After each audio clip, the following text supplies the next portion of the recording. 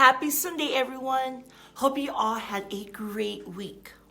Guys, we are already at our 8th commandment. Isn't that crazy? 8. Well, last week we learned the importance of staying faithful in our relationships with others. We learned that marriage matters to God. So that means it should matter to us. Before we move on, let's review. Number 1, God is number 1. Number 2, no idols.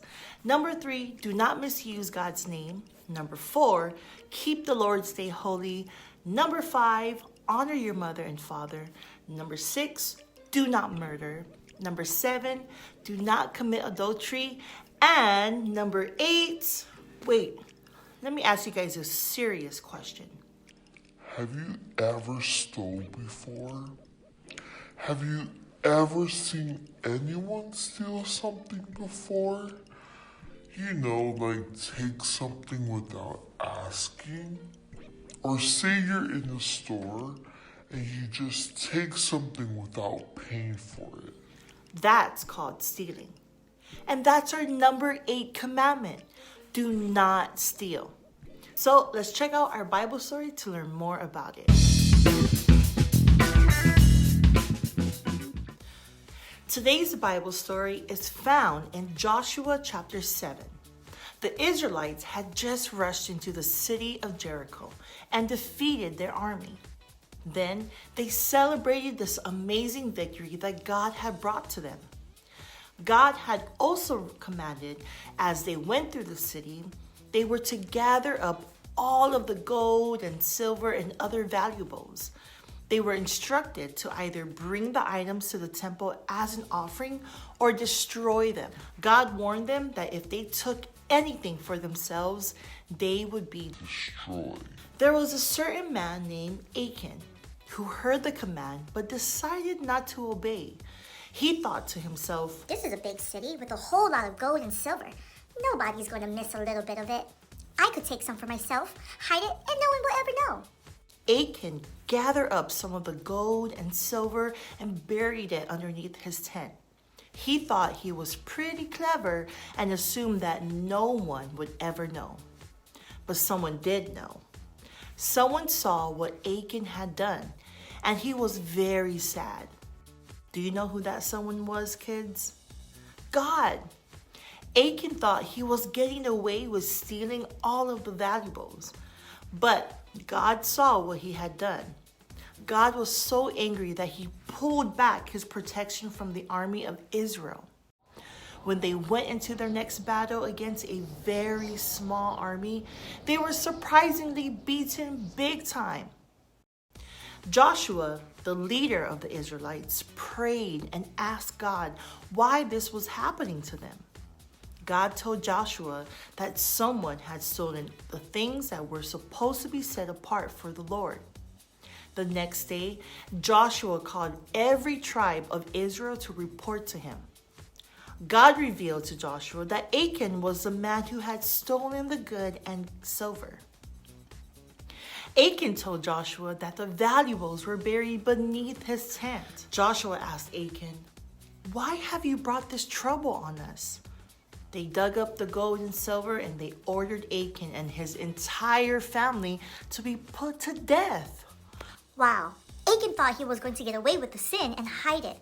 However, not only was his sin revealed, but he and his entire family were put to death as a result of what he did.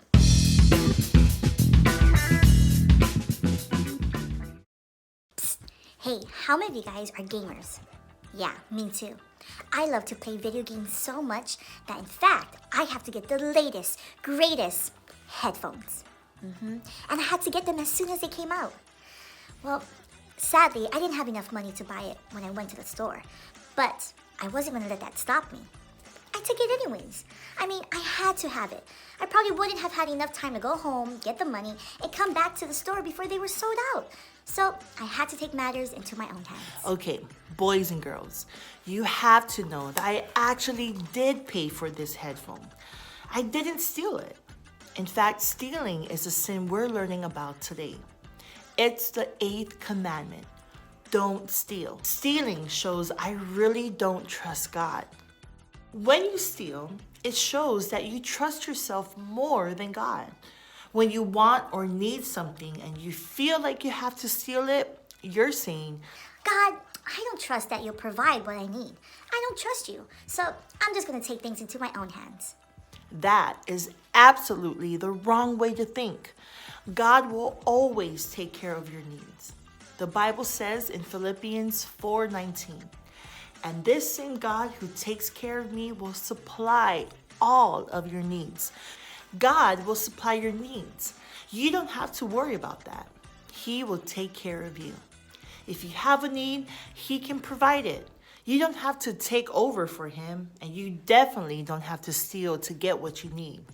In fact, not only does stealing show I don't really trust God, but stealing keeps others from trusting me. So when I told you that I stole these headphones, did that make you trust me more or less? Right, less. When you steal, others lose their trust in you. After all, if you steal from the store, how do I know you won't steal from me? If you steal from someone else, how do I know you won't steal from me? Stealing always causes others to trust you less, and it often keeps others from trusting you at all. I must never take what doesn't belong to me. When you take something that does not belong to you, that is stealing. And remember, stealing is a sin. Remember Achan from the Bible story?